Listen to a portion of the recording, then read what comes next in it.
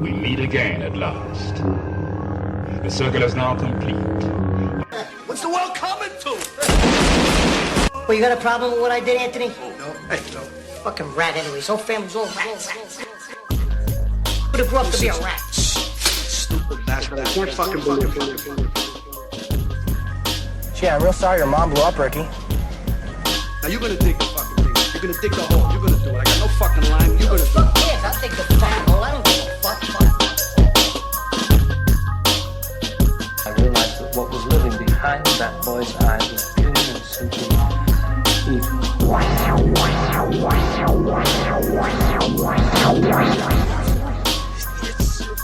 Jesus Christ. Mister, you okay in there? Let's visit coffees around here someplace. Have you any idea what the cost of your actions is? What their effect might be? Or are you to give them hope? What do you give them? We give them happiness. And they give us authority.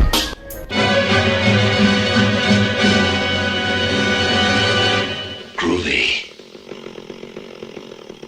What's going on, friends? Logan Myers and Henry Hill here for the Cinephellas Podcast, back doing episode 60. I know it's been a while, but it's good to have my best mate on the call with us today. How you doing today, Henry? I'm doing just great, mate. We're fresh off the Oscars. A couple of the movies that we liked won. A couple surprises in there. And a couple political speeches, as every year. Overall, a shitty award telecast. Yeah. Just go up there, accept the award, leave the politics out of it, and get the fuck out of here. I know. But, I mean, I understand why the celebrities do it. They're, you know, obviously all the people involved in the movie studios and the film industry are, you know, they have their political ties, so they have to kind of mention something and, you know, so they'll keep getting good roles. I mean, I get it. They're just playing the game. But for everybody watching it, it's exhausting. We want to be entertained, not, like, lectured. We don't want to think about everyday bullshit. Like, you know, obviously the stuff they're talking about is important a lot of the times, but it's like, you guys are just like me and you know, you're not any more special. You guys have millions of dollars. You can do more than we can. So donate some of your millions to those causes. Don't lecture everybody and make it sound like we're doing something wrong. Yeah, absolutely, dude. I'm totally with you. I was just thinking about that the other night. You know, it's like the reason we watch movies is to get away from normal bullshit life, working 9 to 5 or third shift for you, you know, like we watch movies to take us, you know, get us involved in this story or this, you know, just beautiful cinematography or great acting or great characters, you know. We don't want to hear these actors that are just like us that make a shit ton more money than we do, what they think about politics and what's wrong with the world. I'm like, piss off. Yeah. I'm like, I liked you better when you didn't talk about that shit, you know. Just do what you do. Be an actor, accept it, thank everybody that helped you get there, and get off the stage, you know. Exactly. Yeah, that's the last thing everybody wants to hear about. We got to deal with the president that's tweeting every 5 minutes. We got the other side that hates him. It's a constant fucking battle. I don't even watch the news anymore. Let's just go to the movies and forget about that shit for a while. We're fine. We're not blown up. We're not going to World War III. Everybody take a chill pill. We're going to be fine. Pay attention to your own lives. Take care of your families. Let's go to the movies. Let's forget all the bullshit. We're all human. We all need to get along, and the movies are supposed to be the place where we can do that. Movies and sports and entertainment in general. So enough for sure. Let's get off Cinephellas soapbox here.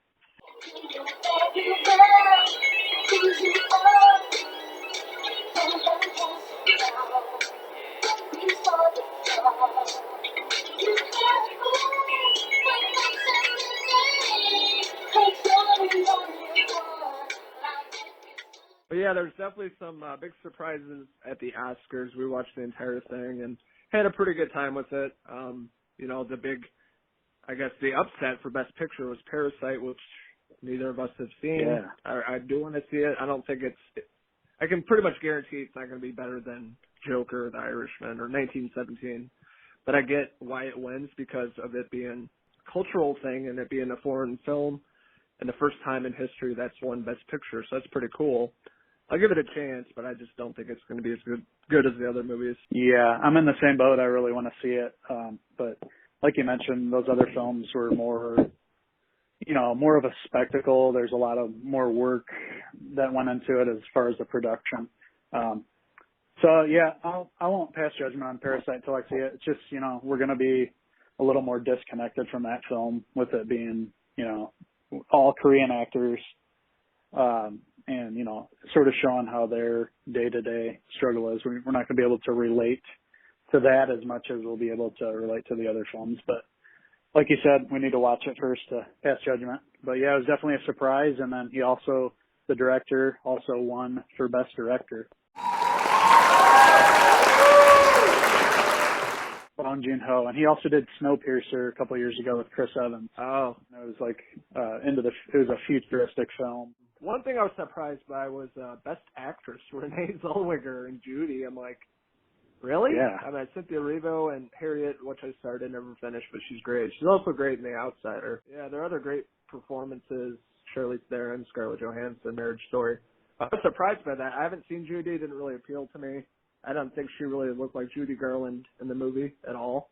So I just didn't really interest me. But she won Best Actress, so it must be pretty good. Yeah, it kind of came from out of nowhere. There wasn't really any talk. Like, I hadn't heard anybody really mention the performance. I shouldn't say anybody.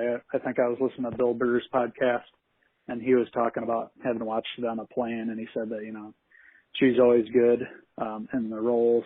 But other than that, like, as far as the other award shows, I don't think she ever won anything. So yeah, it was a pretty big surprise considering some of the other actresses that you mentioned who had really strong performances this year. Yeah, for sure. And then I can never pronounce that one actress's name, but she was in Little Women. Saoirse Ronan? Saoirse? Saoirse, yeah, and I only know that because she was on Conan O'Brien once, and he like clarified how to say her name. Saoirse, I guess. I was trying to say it. Like, nope, can't say it. Let's talk about Best Actor, Joaquin Phoenix. That's what we predicted. We knew he was going to win it. It was the best performance by an actor last year for sure. You want to talk about that? Yeah, Joaquin's been around for several years now. He's won in the past, I believe. The last time he won, didn't he win for Johnny Cash? Like he won for Walk the Line. I think that year both him and Reese Witherspoon won for that film, if I remember correctly. So he's been around. We always love his movies. Inherent Vice, Her, Gladiator, just a list of top-notch performances from this guy. And yeah, this one was definitely the performance to remember this year, and well-deserved Oscar. He fully embraced the craziness, and he portrayed a Joker that we hadn't seen before. It wasn't really comic book related. It was more showing the descent into madness, basically. This guy slowly losing his mind, and then the things that are happening on screen, you're not really sure if we're seeing it from his point of view, if they're actually happening, or if, or not. So it was just an awesome performance. He killed some people in the film. There were some shocking scenes in it. His laugh even had a purpose in this film, which I thought was really interesting, related to his mental disability in the film. So yeah, and it was Todd Phillips, the director of Hangover, so that was pretty cool to see him embrace this role and like really shine. The Joker movie was also nominated for the Best Picture. It didn't win, but it was definitely worthy. So worthy of the nomination. Yeah, I thought it was well deserved. Joaquin Phoenix, definitely one of my favorite actors. Been watching this guy's career for 20 years plus years. Each role, he's like, he dives into that character, being Johnny Cash in Walk the Line, or playing Arthur and playing Joker in the brand new film. It's really over the top and crazy, and he just dived into this character, a completely different person. His like complete transformation of his body, of losing so much weight. I mean, he really transformed, and this is a different, take on the character that we know from other actors playing it. And I loved his speech, very heartfelt, and just really, really great actor, and well-deserved for sure. He was the best actor in the category, and best performance of the year. Yeah, that was cool in his speech. He read that little line from his brother that his brother wrote a long time ago when he was 17. River, yep. Yeah, that was pretty cool. Yeah, it's awesome. Yeah, talking about his, famous brother back then, River Phoenix, older brother, and he died really young, so I thought that was awesome that he put that into the speech, because you don't really see Joaquin talking about his family too often, especially his brother. Yeah, you could tell, like, it's definitely affected him over the years. He's an odd kind of guy. He's kind of quiet and shy and everything, so, And you can tell, like, during his speeches and stuff, he doesn't want the focus to be on him. He doesn't really acknowledge, like, you know, playing the character and stuff. He talks about it a little bit, but he doesn't really want the spotlight. But, you know, regardless of that, he's still well deserving and one of the best actors that is acting today for sure. Oh yeah, no doubt about that. I can't wait to see like his career from here, like what he's going to do in the next role. Probably something totally different, like he always does. He always switches, and he's like a chameleon. All his characters are so different. Yeah, so I'm really interested too. Yeah, exactly like Christian Bale, and like Christian Bale, he also lost all that weight, and he can morph. You know, I heard that he was only eating, like, what did it say? He was eating 1 apple a day, and like he had to lose all that weight. And he did it over. Really? Yeah, that was his diet. He was like eating 1 apple, and he just lost all that weight. And people were commenting in real life about how like skinny he was getting. Yeah, he really put his mind to that role, and it helped him channel that deep, dark place of that character, the Joker. Visual effects was 1917. I was surprised by that. I thought Avengers Endgame would win for best visual effects, but 1917 is amazing movie. Just the way it was filmed and everything. It's so realistic. It feels like you're, you know, with these soldiers back in World War I, and just really well done film. Other categories: best film editing, Ford v. Ferrari. Oh, that's cool. I didn't even realize that won. That's cool. It's one of the awards that I was really excited for was best cinematography was Roger Deakins that won again. He won for Blade Runner 2049. He's done a bunch of movies.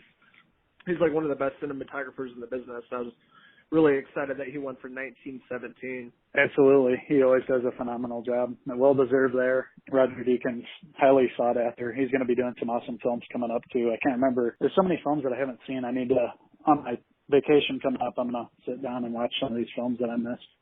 Hope to catch that one too, because I never watched it. Brad Pitt won. That was awesome. Yeah, I loved his speech. That was hilarious.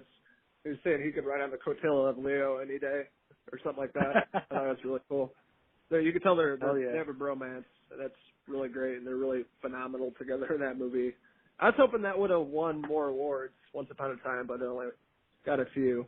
But I was really excited Brad took one home. That was cool to see. He's been in Hollywood a long time, so that was cool. And that role is so cool for him, you know. Some people would say that it was like an easy role, but not really. Just he had to play the character that like sat in the, you know, that sort of sat in the background and let somebody else take the lead. And that's not easy, especially from a big high caliber actor like that, you know. With usually Hollywood people have their egos. Nobody's going to want to play second fiddle to somebody. But like he said, he loves Leo, and they worked awesome together. That duo is another one I look forward to seeing more films with those two in it in the future, because, you know, they'll want to work together again. Whenever there's a big successful movie like that, they're going to want to do something else together. And I hopefully we get to see them in a Scorsese movie coming up, or even another Tarantino movie before he decides to call it quits. But you got to think Tarantino's going to want to keep going, especially after this movie, which is, you know, everybody agrees it's one of his best. Hopefully he'll decide to keep going and keep making films, you know.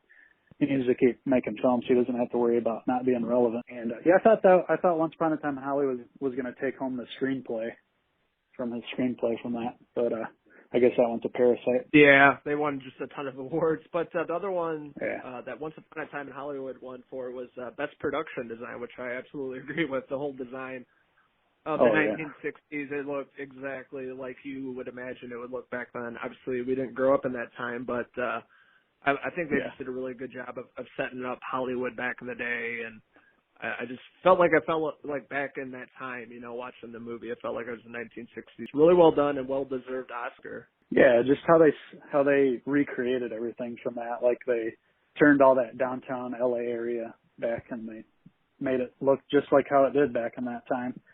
And all the clothes, all the cars, just the way it was filmed, it looked like a 70s, you know, late 60s, early 70s kind of film. So pretty much everything involved in it was spot on.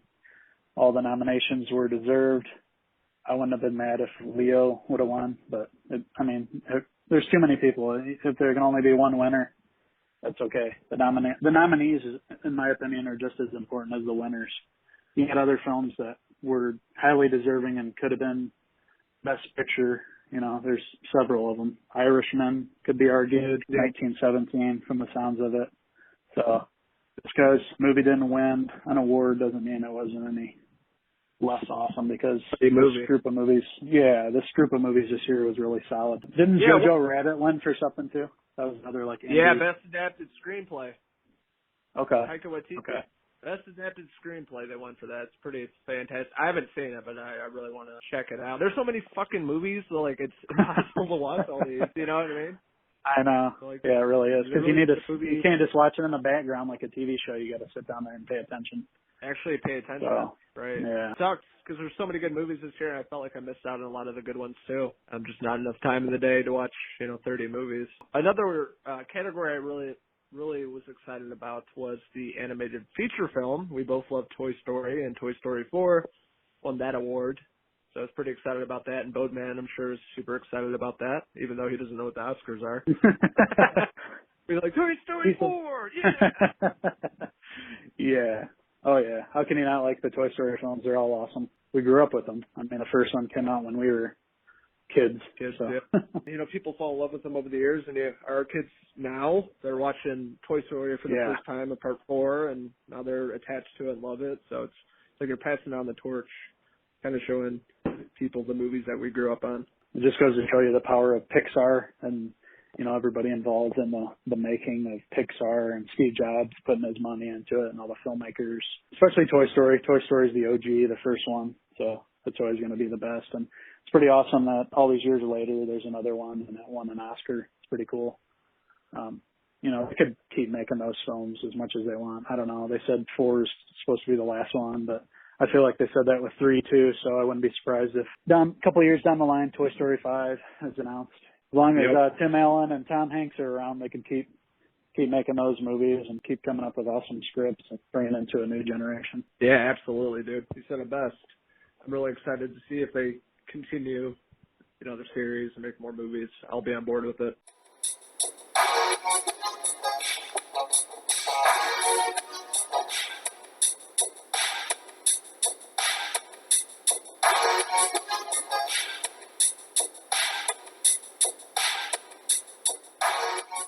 One of the newer things that I saw was the first set pics from Matrix 4 with Keanu Reeves.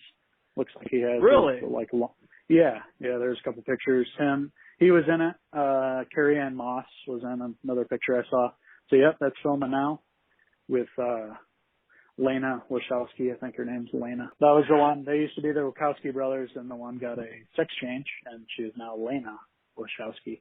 So Matrix 4, of course, the Matrix, the OG, 1997, I believe, original. I remember going to see that with my brother Jay. We saw the first one, and it was like cutting edge. Nobody had ever seen anything like it. The effects were top notch. They had the best technology of the time. 2 and 3 weren't as good as the first one, but still, it had a huge following, made a bunch of money at the box office. Keanu Reeves turned into a action star from those films. So I'm interested to see where they take it from here. Matrix 4, they're hoping to build another trilogy out this, I think, and it'll be interesting to see him back in this role. Looks like he had long hair and a beard in the set pic, so we're probably going to see him several years down in the future. And he looks like his John Wick character, really. So apparently John Wick 4 and Matrix 4 are scheduled to be released on the same day, so that's kind of funny. That they kind of the characters look similar, at least from the set pic that I saw. So, John Wick's awesome franchise, just nonstop action and a pure entertainment. And Matrix 4, can't wait to see where they go from here. Let's see if they introduce any brand new digital effects that we haven't seen before. I'm pumped. Oh yeah, dude, I'm so excited. I love the trilogy. Really, obviously the first one's the best. Part 2 was great. 3 was okay. But I'm excited for them to revisit The Matrix all these years later, and Keanu returning as John Wick as the boogeyman. Yes, sir. See where it all goes. Excited once they release the trailer so we can kind of get a feel of what they're going for, the whole atmosphere, if it's kind of the same as the originals or kind of taking it in a new direction. But that's some good movie news coming out. The Matrix 4. We also got word that Knives Out 2, Lionsgate is putting that out. It's been greenlit, a sequel to Rian Johnson's murder mystery. We were talking about Knives Out earlier. With production set to start soon, so I'm guessing if the production's starting soon, it'll be out next year sometime. I can't wait for that. I can't wait to watch the first one this weekend. Looking forward to it. As you've talked about, it's one of your favorites of the year. I have no doubts I'll like it. Love Daniel Craig. Here it's an awesome role. The cast is great. From what I read about part 2, it's going to feature mostly a new cast and probably a new location, so that's interesting. Yeah, it is. We'll have to see where that goes. That's good vindication for Rian Johnson. He took a lot of heat for The Last Jedi. You know, honestly, I think Disney has a lot of control over that franchise. So all his ideas, you know, probably he had some ideas that he probably wanted to do, and Disney, you know, they were like, no, we want it done this way. You know, they have to please the investors, yada yada. You got to make it more family friendly. So you can only have so much creative freedom when you're taking on a franchise like Star Wars, you know. And just looking at him, he bounced back with Knives Out, and it's the whole Star Wars thing with the directors is probably kind of scary for these directors, because I've read that Taika Waititi has been approached to do a film, and he's already like commented saying, you know, I never said I was involved in this. I've watched the films. That's about it. So there's probably a little apprehension, you know, with the backlash from fans and the underperformance and sort of like how they've released too many films too close. They're trying to milk the franchise. They need to get it right. They need to get the stories polished, and they need to let directors like have creative freedom on these. Otherwise, they're just going to be the same thing over and over. Yeah, it's studio interference that ruins half the fucking movie. Not even Star Wars, just a lot of movies, big budget movies. Yeah. Too much interference, and it takes away from the creative direction of the director. And Star Wars is a key example, and that's a job I don't want. Like, hey, Logan, do you want to direct Star Wars? I'm like, fuck no. Hell no. I'm going to get $500 million. I still wouldn't do it, because I'm going to have death threats and people fucking harassing me and all the fanboys. Yeah. Like, it's not even worth it, man. It'd be too intense for sure. Which is cool for Jon Favreau, because, you know, the whole Mandalorian thing could have blew up in his face, but he turned it into something successful that people are looking forward to. At least for this first season. We'll see where it goes with the second season, and they're going to have to expand upon the whole Baby Yoda thing, and, you know, make it more than just a one trick kind of thing, you know, where everybody was really into it because of Baby Yoda. They're going to have, you know, stories deviate from that, because the show's called The Mandalorian. It isn't called The Baby Yoda. So, of course, we're probably going to get a spin-off show from Baby Yoda, knowing Disney, because they're going to want to milk that. So let's just hope that they come to their senses and like I said, let the filmmakers and everything get more decisions into it. And not everything has to tie together perfectly. Just let these people be creative, work within the universe, and we don't need trilogies. Let's get some standalone good ones. Anyways, that was a whole tangent on Star Wars, and really I was talking about Rian Johnson. Good on him to make his own franchise and to come out successful and put the whole Star Wars Last Jedi thing behind him. I'm happy for him. Yep. Move on to the next. Move on to being creative and writing good stories with great characters, which you did with Knives Out, and can't wait for the sequel. I can't wait for you to check it out finally. And, you know, other listeners that may have not seen it but have heard about it, definitely check it out. Support this film. It's being released at the end of the month on Blu-ray, 4K, and digital. So definitely check that out, and you'll hopefully love it as much as we do. Will it be on DVD, Sport? It'll be on VHS at your local video store. So go enjoy it and be kind and rewind.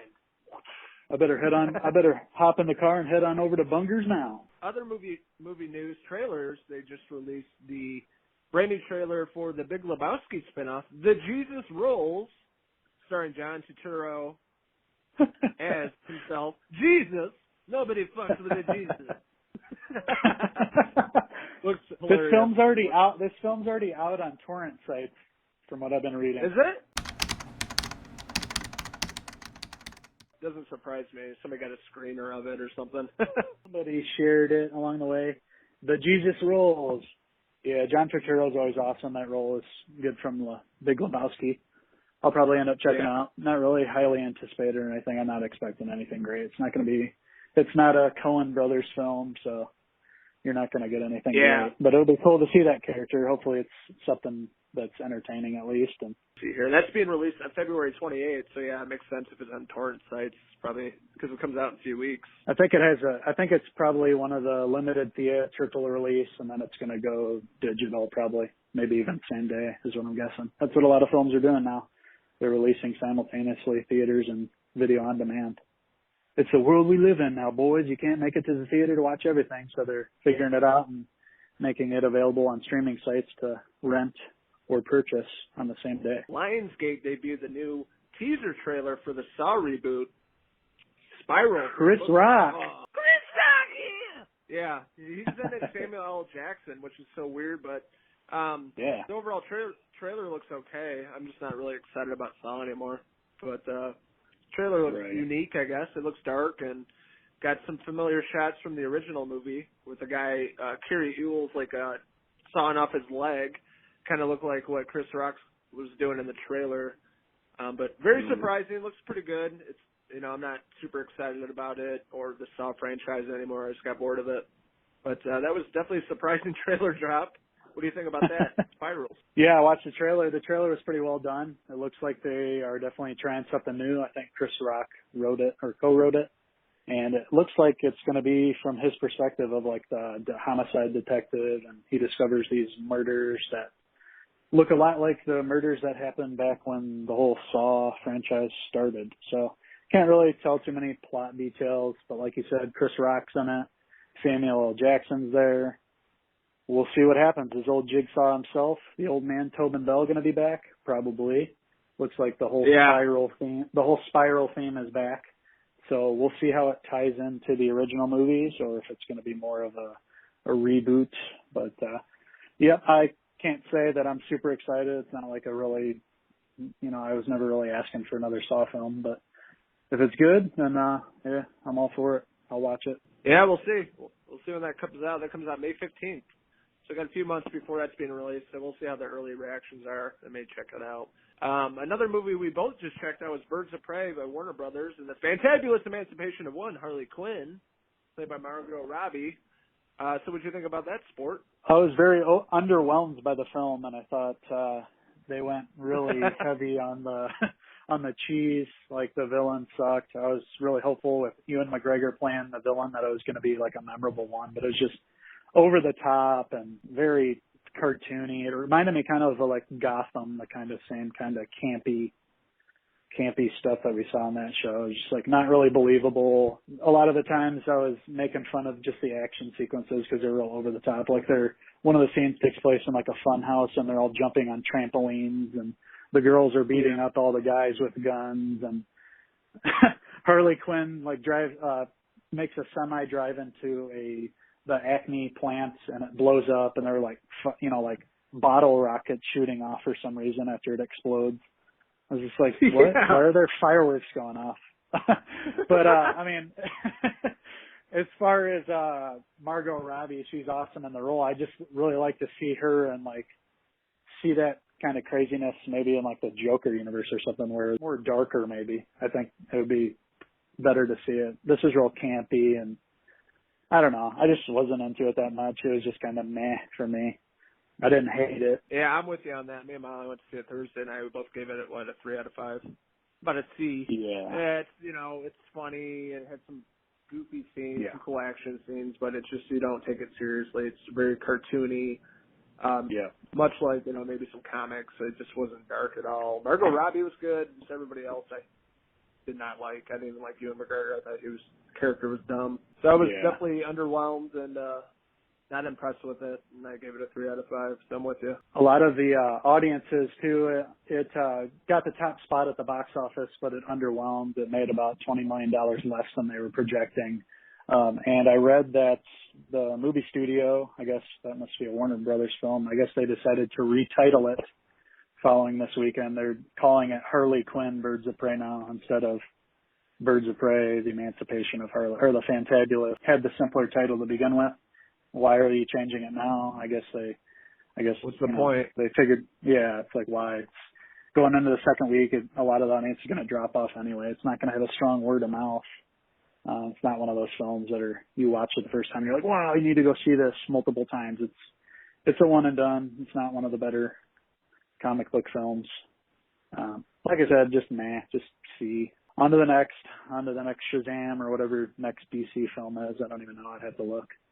But they had, obviously with the Joker, they're going to have to reconfigure their comic book movies, and they're going to want to tie it into Joaquin Phoenix, obviously. So, of course, we have the Batman coming out next summer. I guess that's going to be the biggest one. I think Aquaman 2 might come out before that, but it's another one of those films that I wasn't really impressed with that much either. So only a few I enjoyed, like Man of Steel, Wonder Woman, Shazam. I like that a lot.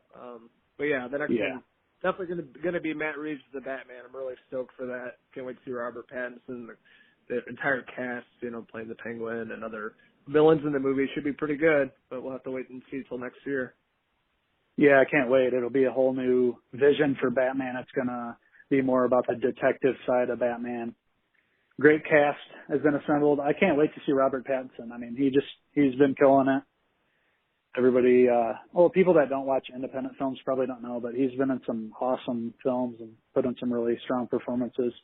The Lighthouse, the last one, that was a really awesome movie. He did a great job in that role. Him and Willem Dafoe really played off each other. That was awesome. So I'm stoked to see. I can't wait to see his version of Bruce Wayne, see him in the bat suit, and see how much muscle he's gained and all that for the role. And so Matt Reeves, the Batman, 2021, June 25th, I want to say. We'll probably have to go check that out together. Yeah, we should definitely plan on that. Yeah. Either me coming to you or you coming this way. Yeah, we'll have to do that. And off the whole Robert Pattinson the Batman tie-in, I will say that I finally got around to seeing Uncut Gems, the Safdie brothers' new film starring Adam Sandler. I thought it was awesome. It was a really good movie. Awesome. I saw a good time with Robert Pattinson. The last Safdie brothers film that came out, I believe that was the last one. Uncut Gems was great. Adam Sandler, probably his best role that he's done. He plays this really shady jeweler who gets a hold of this new mineral, new rock mineral in a mine in Ethiopia. And he shows it to Kevin Garnett, and Kevin Garnett really wants it. And he takes it home one day. Howard, who is Adam Sandler's character, lets him get this rock, and he has a really good game that night. So he wants to hold on to this rock, and it's a back and forth between them two. Adam Sandler's a real shady character. He always owes everybody money. He's always trying the new scheme. He's married to Adina Menzel, plays his wife in the film, but he's banging a couple girls on the side. He's really shady. He's always getting beat up by these guys that are coming to collect money from some other score that he botched. So it's real gritty. The ending was crazy too. I wasn't expecting the ending of the film. Yeah, what did you think? Did you like it too? Did you dig it? Yeah, dude, I loved it. It was one of my favorites of the year, and I figured it wouldn't, get nominated at the Oscars, but I thought Adam Sandler and really killed the role playing this scumbag sleazeball in New York. And just the entire cast is actually really good. The new actress Julia Fox was good in it. The lady that played his wife, Kevin Garnett, Lakeith Stanfield, is just a really great cast of people. Really high stakes, keeps you on the edge of your seat till the very end, and just really well done. They're definitely becoming my new favorite directors, writers for sure, and I can't wait to see what they do in the future. Yeah, the way they film their movies is real tense, and they use it reminds me of the same color palette almost as Nicholas Winding Refn kind of uses in his films, kind of that gritty, almost they had some neon in it, really dark and grimy look to their movies, which makes it more believable, especially with that Uncut Gems and Good Times. Those films were about criminals, and that's how it was kind of filmed. Yeah, they use a lot of purples and reds and blues. That gives that feel, that vibe. One show I've been watching recently, I'm almost finished with, is Lock and Key. I've been talking this show up because I love the graphic novel series. The show has been pretty good for the most part. I have one episode left. I'm going to watch it tonight. I'll be shooting my review tomorrow and hopefully posting that tomorrow. The first season, it's 10 episodes long on Netflix. The first 4 episodes are kind of hit or miss. The first 2 were okay, and then 3 and 4 just kind of lost me and aimed at teenagers, which is not like the comics at all because they're super dark. But towards the end of the season, it's gotten a lot better. So I'm glad I didn't give up on the show, and it's really good, and can't wait to see what they do in the final episode. And Lock and Key. So it sounds like it's pretty solid. It's faithful to Joe Hill's series then, you'd say, overall? Yeah, for sure. The best they can do from adapting it from a comic, they're going to leave out certain parts. Otherwise, they'll be 30 hours long. But yeah, it stays pretty true to the comics. There's some characters in the show that I'm not familiar with, or I guess, don't remember them from the comics, so maybe they added them. And some of the actors aren't great because they're younger teenagers. But overall, it's been pretty solid. When you start watching it, just make it through a few of the slower burn ones, and then it'll get a lot better. And since you haven't read the comic, it'll be good to you, because you don't really know the source material, but you can pretty much get what's going on. And I don't want to give too much away. It's definitely a great show. Really cool production design, set design of this house, the Key House. It's in Massachusetts. It looks like the Haunting of Hill House, kind of. This house they live in, the Locke family. And it's really spooky looking, and it's really cool premise. And I can't wait to check it out. Yeah, I really don't know anything about it, so it's all going to be new to me. I look forward to binging it. Was Tom Savini in it? I heard he showed up. Yeah, they have a group of the Savinis. They're basically making this horror movie.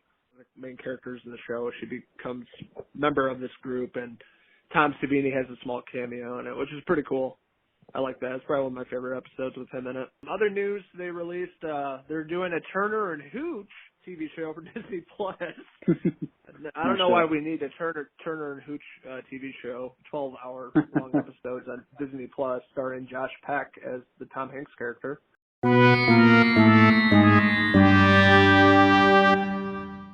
But that was announced today, so if you guys are fans of that, check it out. They're probably being released next year. They also were talking about releasing a new Mighty Ducks show on Disney Plus, which I'm pretty excited for. That's in production right now, I believe, in Canada. So I think that's being released later this year on Disney Plus. But we'll post more news about that once we get some news. They haven't released much about it yet. Pretty much that Emilio's coming back as Gordon Bombay. That's the only news that we've gotten. Yeah, and then Goldberg, what about him? Well, let's just say Goldberg's going to die pretty soon if he doesn't get help quick and doesn't. Yeah, he looks terrible. He's about my age, and he looks like he's 75 from meth. Yeah, from meth. Yeah. Well, from the inside out, it just looks terrible. Not good. Until he gets clean and back on track, because keep doing that, he's going to be an early grave, because that stuff is not good, and it will kill you. So that was episode 60 of the Cinephellas Podcast. Logan and I had a great time talking about the Oscars. We talked about some of the news around the past couple weeks. Coming up, we've got a lot of great content on the way. I have an interview with the director of a film called Waiting for Anya coming out. The director's name is Ben Cookson, so that was pretty cool to get to talk to him. There'll be more giveaways to come, especially since we're rapidly approaching March. There's going to be some films that we're going to have the digital codes available for you guys to win. So we look forward to doing some more giveaways. What do you got on the way, Logan? Oh, a ton of videos as always. I already shot a few. The Outsider, episode 5 and 6. More movies coming out. A few TV shows. Like I say, in Lock and Key, I'm going to be doing a review of that. I want to do a few more retro reviews of some horror flicks I watched from the 80s. So a lot of videos coming, just a matter of editing them and getting them up on our YouTube channel. But stay tuned for all that great content on YouTube. We'll be posting a lot of videos in the next few weeks. Cinefellas Studios is alive and rocking. A lot of good content coming. I have an upcoming interview possibly with the two that have been mentioned are Billy Zane and Dr. Drew Pensky from a movie coming out called The Final Shot, or is it Final Kill? We just Final posted Kill. the poster. Final Kill. So from that movie, there's going to be some interviews available, so I'm hoping to be able to chat with one or if not both of those gentlemen, which will be cool. Dr. Drew, everybody's pretty much grown up watching him in one form or the other, whether it was Loveline or Celebrity Rehab. So that's pretty cool. I looked into his background for some questions to ask him. There's a couple similarities as far as his schooling and when he started out, so that'll be cool to chat with them. Hopefully I'll get the opportunity. And then Billy Zane, of course, his first film was Back to the Future, and he's been in a lot of big films along the years. He's getting older now. He does a lot of action movies and things like that. So it'd be cool to talk to him too. So I'm hoping to have that on the way, and the Waiting for Anya Q&A should be posted pretty soon up on the website. So keep your eyes peeled for that. I was supposed to be able to chat with him on the phone, but they kept changing the schedules and it just didn't line up. So I ended up doing an email back and forth with him. So, but it's still cool to get to chat with him. Excellent, man. Yeah, lots of great content. A lot of great stuff coming from Henry, Harvey, and Howie Hill, the triplets. And I got two interviews lined up. I'm not going to say too much about that, but more interviews with some actors and directors and things like that. And we're going to be shooting a Q&A podcast with the Cinephellas boys whenever we can get it scheduled. We've been talking about it for like 2 months. It's just a matter of scheduling. We're available, and then somebody else is not. So we'll get to it eventually. It's going to be fun. Getting the Cinephellas boys answering some questions, some juicy questions. Just a matter of getting Henry and myself, Kevin, and Niall on a call together. So just got to get all those time zones lined up. Yeah, all different time zones. So we just got to get that lined up, and we'll shoot that. So look forward to that in the near future. This is Logan Myerz and Henry Hill signing out from Cinefellas. Until the next podcast, cheers! Love those wild boys.